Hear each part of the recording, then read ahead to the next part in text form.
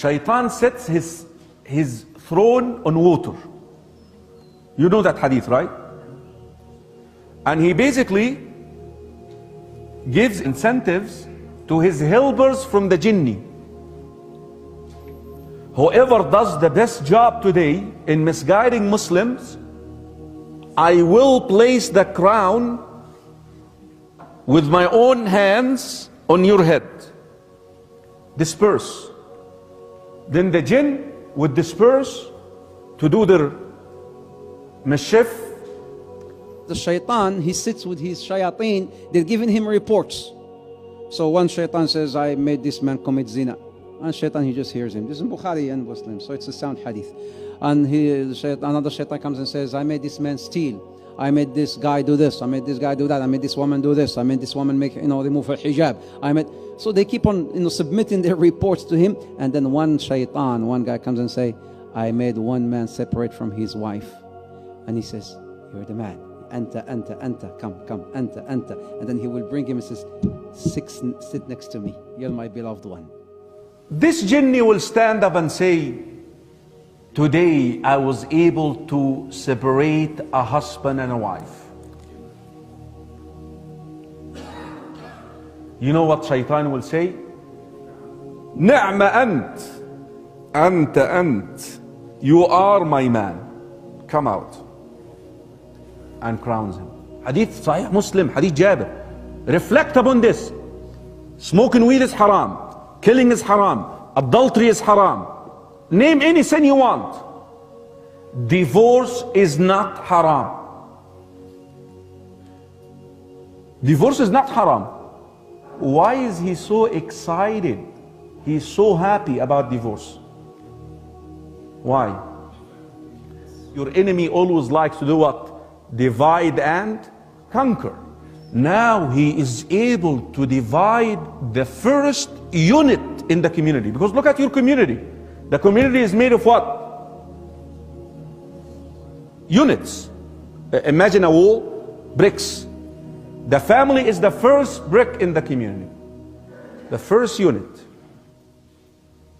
Becomes then easy to divide the community, divide a congregation. He has long-term plans. The one who separates between a husband and a wife, he is most beloved to shaitan. Be careful. Don't let the shaitan trick you.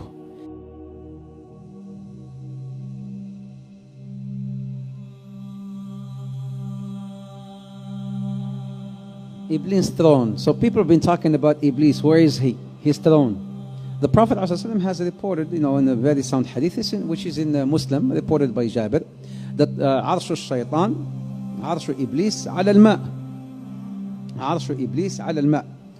The throne of Iblis, the throne of Shaitan, this is the master Shaitan. The master Shaitan, his throne is on water. Where? What water? What ocean? Allahu Ta'ala a'lam. But there are certain indications that could maybe tell us where his throne could be. There's another hadith where it says, Innahu, this is also in Muslim, Innahu inda barzakh al-ma'. Inda barzakh al-ma'. What's a barzakh? A barzakh, it's like a partition. When you have the sweet water and the salty water, بينهما برزخ لا يبغيان, whereby the sweet water does not merge with the salty water. That's a barzakh. That's a partition. In this hadith, he says he is on this barzakh. His throne is on this barzakh. His throne is on this barzakh, which is again somewhere in an ocean. But now, I want to bring something up here. Have you heard of Triangle of Bermuda? What happens there? Something that nobody could still explain after today. Flight 19. Have you heard of Flight 19? That disappeared. All these flights and ships that disappeared. The Tiger 1948. They got the black box. They hear the guy saying, I see something. I don't know what it is. And nobody could explain. I see something. I don't know what it is. And then they said, okay, we're sending help. It's been recorded. You can play it. You can find it on the internet. We're sending help. Is it okay? And then the guy comes back and he says, no, I cannot control the plane. I cannot control the plane. I don't know what's this. I don't know what it is. And then he goes back again and he says, don't send nobody. Don't send no one. Nobody can help. Don't send no one. And then he just, after some time, disappeared. It's not only one flight, but there's so many flights that disappeared and ships that disappeared off of this Bermuda. So some said, does that mean that maybe the throne of Shaitan is there? Allahu Ta'ala A'lam, but it could be.